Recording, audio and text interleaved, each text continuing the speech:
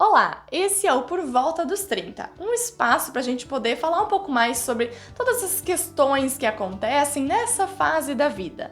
Tanto as frustrações, as mudanças, as dúvidas que a gente vai tendo neste meio do caminho, mas claro também as alegrias, os recomeços e até mesmo as escolhas que a gente vai fazendo de forma mais consciente.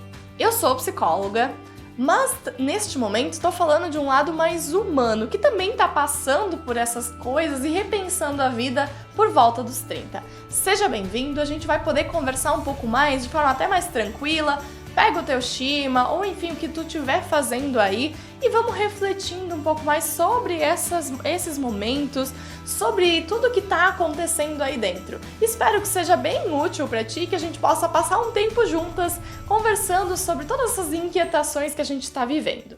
E nesse primeiro episódio, eu queria falar um pouco sobre coragem, medo, vulnerabilidade, confiança, sobre todas essas coisinhas que vão parecendo que a gente já devia estar pronto, porque a gente chega nos 30 e parece que automaticamente precisa se sentir seguro, precisa se sentir adulto já. E quantas vezes a gente já se perguntou, e tu já te perguntou, tá, mas por mais que eu já passei pelos 20 e poucos aqui e eu ainda não me sinto com essa idade, eu ainda me sinto como se eu tivesse bem mais nova, ou até mesmo eu imaginava que seria muito diferente, que eu ia ter coisas mais estruturadas, ou que eu ia me sentir mais adulto, mais seguro.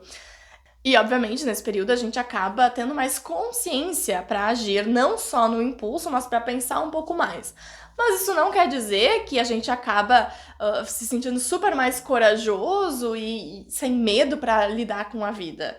A gente traz essa vida adulta como uma forma mais consciente de viver. Mas, obviamente, o medo vai aparecer nesses momentos. E te digo que este podcast ele começou mais ou menos por aí, tá? No medo. Porque muito antes de gravar esse episódio, eu pensei bastante, eu tava bem travada, inclusive, tá? Mas não por falta de vontade, mas por medo mesmo. O medo de errar, o medo de ser chata, ou de ninguém querer ouvir, ou até mesmo de gastar energia com algo que não necessariamente daria certo. Eu tenho um pouco disso, assim, que eu gosto de fazer as coisas bem feitas e me dedico pra elas, mas eu tenho que acreditar que aquilo vai dar certo. E talvez eu não tava acreditando em mim o suficiente. Mesmo já tendo uma vida consolidada, mesmo já tendo uma profissão, mesmo tendo um filho, tendo uma família, mesmo assim a gente ainda fica duvidando da gente. E eu acho que, né, não só eu, como muitos de vocês devem estar vivendo um pouco disso hoje. Mesmo sabendo racionalmente que para dar certo a gente precisa começar, é engraçado, porque a gente fala isso para as outras pessoas, eu falo isso no Insta, para os meus pacientes, mas quando é com a gente é diferente, parece que eu não consigo colocar tanto em prática do que quando eu sugiro para as pessoas, quando eu aconselho.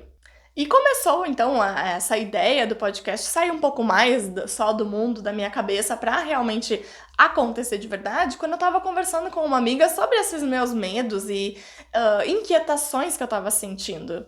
E essa amiga, e que bom que a gente tem algumas dessas que falam a verdade mesmo, falam o que a gente precisa ouvir. E ela me lembrou do quanto que eu fico tentando e auxiliando as pessoas a ter mais coragem, a ir atrás dos seus sonhos, né, agir mesmo com medo e apesar dele. E eu, neste momento, estava travada por isso. E esse toque, né, o tapa na cara com palavras, ele foi extremamente importante. Porque eu e como mais pessoas, a gente não trava porque a gente não quer fazer aquilo, ou sei lá, porque eu tenho preguiça, mas trava porque sente que está sendo julgado e observado o tempo inteiro.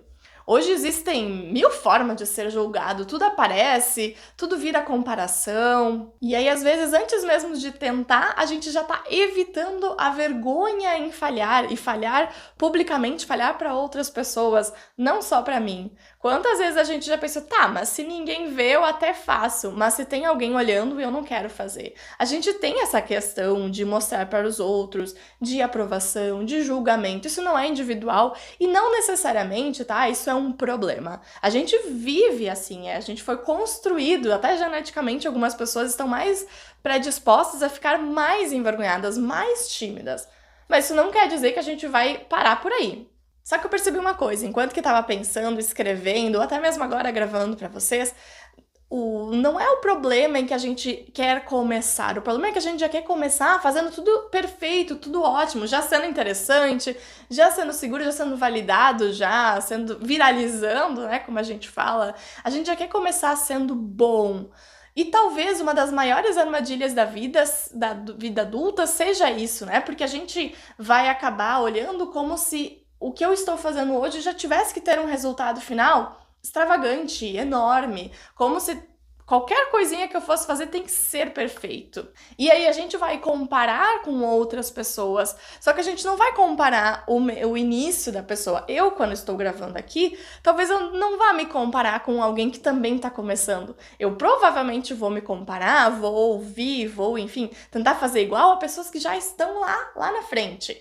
Inspiração é sempre muito bom. O problema é que quando a gente começa a comparar de uma forma não boa, não produtiva, eu começo com aquela sensação de que eu tô atrasado, de que eu não tô fazendo bem o suficiente, de que tem outras pessoas muito melhores do que eu, e isso vai me travar. Só que nós não estamos atrasados. Na verdade, talvez a gente está vivendo um processo de longo prazo com uma expectativa de curto prazo. Como se o que eu tenho que construir ao longo do processo, eu já quisesse viver hoje. E por isso que muitas vezes a gente desiste das coisas, a gente vai acabar falhando mais e vai criar todo um processo de desconforto e frustração e não vai querer continuar. Porque a gente já quer o bom, já quer o pronto lá na frente e não consegue construir isso. E normalmente a gente vai começar não com tudo pronto, mas vai começar inseguro, bagunçado, com dor de barriga, pensando muitas vezes, né, vem aqueles pensamentos automáticos de que não vai dar certo, de que não é bom, de que ninguém vai estar nem aí, ou as pessoas vão julgar de forma ruim. E aí eu sinto que eu não tenho coragem para fazer isso, eu sinto que eu não estou pronto para fazer isso. E aí eu acredito que uma das grandes mentiras que a gente se conta é que a gente tem que ter coragem para agir. Só que a coragem, ela não vem antes, ela vem durante e vem inclusive às vezes só até depois. Parece que como se primeiro a pessoa precisa ficar segura para depois ela agir, mas quase nunca funciona dessa forma. A coragem, ela vai aparecer no processo, normalmente vai aparecer durante, na repetição, na exposição, no erro também. Com certeza, você já deve ter se imaginado e visto na sua vida momentos em que tu foi mesmo com medo e depois que deu certo, depois que tu fez, né, sentiu, bateu assim no peito e sentiu, nossa, que coisa boa, eu consegui. Isso vai gerando autoeficácia, que vai, claro, né, até melhorar um pouco mais a minha autoconfiança. Mas só porque eu fiz, só porque eu me experimentei, porque eu estava naquele processo. Só que eu ir num processo, eu ir me expor a uma coisa nova, e vai ser difícil. E eu vou ter que entender que para que eu me exponha a uma coisa nova, eu também vou me tornar vulnerável àquilo. Vou me tornar vulnerável a ponto de saber que é bem provável que eu vá errar. É bem provável que não vai dar certo de primeira ou que não vai tudo ser perfeito como eu imaginava. E aí a gente está trazendo a vulnerabilidade, que é quando eu aceito que vão acontecer coisas no meio do caminho. Eu entendo que isso é importante, que eu não tenho inclusive nem escolha para isso. A coragem e a vulnerabilidade, elas vão caminhar juntas, enquanto que eu entendo que eu quero fazer algo diferente e que aquilo, né, vai me gerar borboletas no estômago, que eu não vou me sentir 100% confiante, mas que é um processo que vai me deixar confiante, ao mesmo tempo eu também entendo que para fazer este processo, certamente não vai ser tudo perfeito, certamente alguém não vai gostar e vão ter coisas que eu vou aprender no meio do caminho. Só que eu vou indo para que eu construa, então, a minha autoconfiança, para que eu tenha mais coragem, inclusive. Mas o que a gente faz é que a gente muitas vezes evita a exposição ao desconforto, evita errar publicamente, que é o que a gente estava falando antes, por vários medos, inclusive a confirmação de algo que está lá dentro da nossa cabecinha, né? Que é: talvez eu não seja bom o suficiente, talvez as pessoas não gostem de mim. Então, quando eu me torno vulnerável, sabendo que eu posso errar, eu tenho mais medo ainda de que essa confirmação lá do meu maior medo, lá de dentro, aconteça e que as pessoas vejam isso. Só que se eu tento evitar todos os desconfortos, todos os medos, isso também tem um preço. Este perfeccionismo, ele acaba paralisando, ele não vai protegendo. E essa evitação, essa fugir do descontrole, né? Tentar ficar o tempo inteiro fazendo tudo que eu sei que eu posso controlar, que eu não vou errar, também tem um preço. Tem uma coisa que eu tô pensando também muitas vezes, o quanto que a gente se surpreende quando as coisas não dão certo. O quanto a gente pode entender que a vida vai nos surpreender. Te pergunto, inclusive, quantas vezes coisas aconteceram e foram importantes e até foram boas memórias que você criou porque algo saiu do plano, saiu do controle. Não falando somente nas coisas que não deram certo, mas também tudo que tu já viveu porque algo fez diferente. Porque se tudo tivesse acontecido do jeito que você queria, talvez algumas das experiências importantes da tua vida e que te transformaram não teriam acontecido. Até mesmo falando das experiências que saíram do controle e que foram negativas. Obviamente foi extremamente desconfortável, mas o que tu aprendeu com isso? O quanto tu cresceu nesse processo?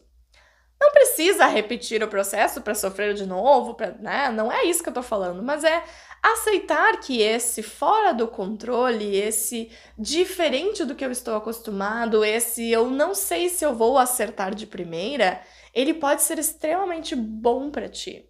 E te convido a pensar que talvez a gente precisa parar de enxergar a vida como um lugar de controle, mas também enxergar como um espaço de descoberta. Descoberta de tantas coisas, mas às vezes de nós mesmos também. E no fundo, esse episódio é um convite para ti. Assim como estou fazendo comigo mesma, me tornando vulnerável a este novo momento, provavelmente não foi perfeito ou não vai ser da maneira que eu esperava, mas também te convido para a gente poder não parar de sentir medo, mas parar de acreditar que o medo significa incapacidade, significa que eu não consigo. Talvez exista alguma coisa aí dentro que você já sabe que está precisando viver. Uma conversa, um recomeço, uma mudança, um projeto ou até mesmo uma decisão. E espero que esta nossa conversa, nossa reflexão, possa ter te ajudado a criar um pouco mais de coragem para enfrentar a tua vulnerabilidade. Mas lembra, tudo vai ficar mais sólido, você vai ficar mais forte no processo. E se alguma coisa deste episódio fez sentido para ti, fico muito contente e a gente vai continuar a conversa no próximo episódio.